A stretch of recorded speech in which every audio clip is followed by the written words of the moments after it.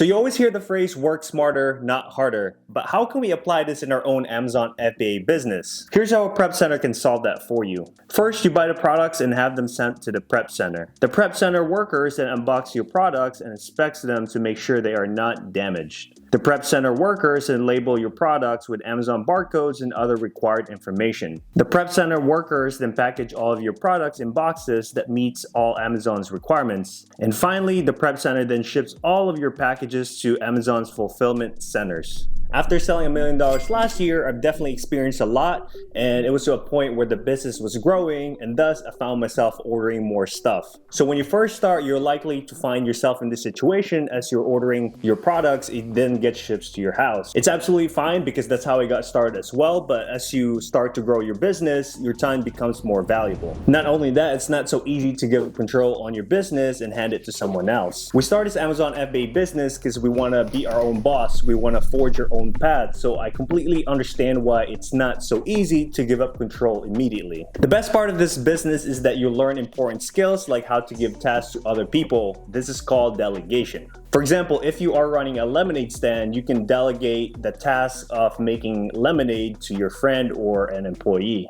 I knew I wanted the business to work for itself without me actually being in there, and that means slowly pulling myself out of the business so I'm not the only person doing pretty much everything. When you think about McDonald's, they have the perfect system. You could be anywhere in the world and they can insert an employee to do a certain job, and the business will pretty much work itself. So that's the reason they have a system going for them. And that's the goal that we want to achieve with our business as well. It was really hard for me in the beginning because I really wanted to prove myself to be successful. So I ended up working all the time and I didn't ask for help even though I needed it. And it was affecting my relationship with my girlfriend. It sucked because I had to wait to a point where I was super overwhelmed with a lot of packages that I had to do myself. So it was time for me to definitely reach out to a prep center. It was just getting too much and I was getting in my own way of my own growth because I had a weird sense of control that I would needed to do everything because I could be the only one to do it perfectly. So I bit the bullet, went for it, and I was proven wrong, and working with a prep center was one of the best decisions I've ever made.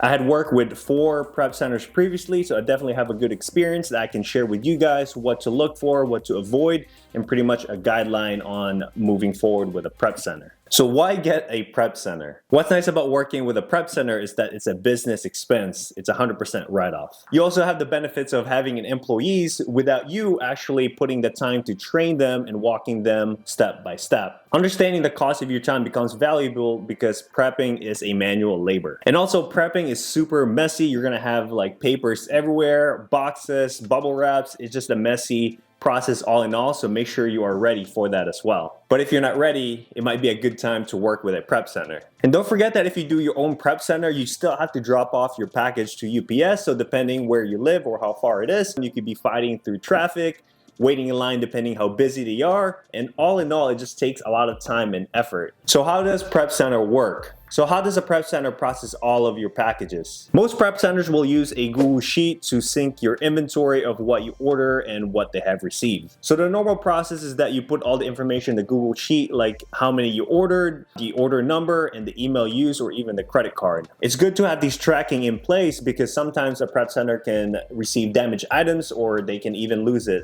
And we're gonna go over some of the things what to look for in a prep center as those things become important. Some of the prep center also use the software Inventory Lab. That's by far my favorite because I already use Inventory Lab for my own accounting and inventory tracking as well. And in rare occasions, I did work with one prep center that they had their own software. Yes, it was nice and pretty, but it was super complicated to use and I would always cause mistakes in order for me to just sync my inventories. So what do you consider if you're ready to work with a prep center? The number one thing is that it costs money. It can range from $1 to $2 per item depending on the prep center. Some prep centers do give you a volume discount, which is nice, and most of them require if you send over 1,000 units or more. And when you're sending a lot of volumes in that way, 10 cents or 20 cents can really make a difference. Prep centers also do require a minimum order. The most common ones I've seen is 500 units before prep center starts working with you. So when should you start looking for a prep center or know if you are ready? The most obvious one is if you have a full-time job and you are just simply busy, you're better off spending your time finding leads that can give you a better return of investments. Another good metric is when you start selling about $10,000 per month in revenue.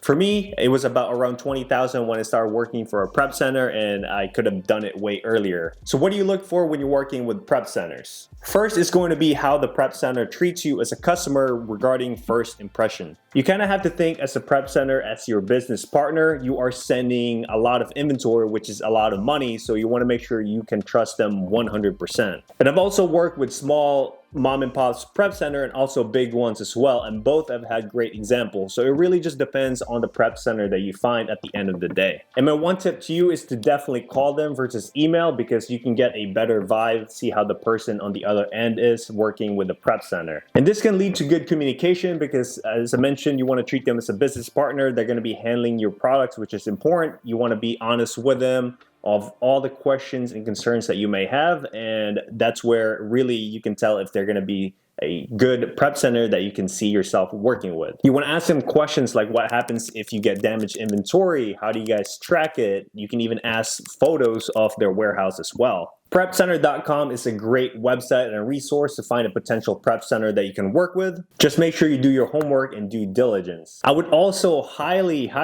suggest to work with a prep center that's located at a state where they don't charge any sales tax. And there's a bunch of them out there. Think of like New Hampshire, Delaware, Oregon. So just do your research again to see which prep centers land on those states that don't charge any taxes, because it's going to save you a lot of money. Another one is don't go send all your inventory when you first start with a prep center. Give them a test order, maybe send them 100 or 200 and see how fast they deliver. Was there any damages? Did they miss any items? It's really important to do a test order with them. And if you guys want to learn how to find wholesale brands in an easy way, check this video right here. Thank you so much. Talk to you later.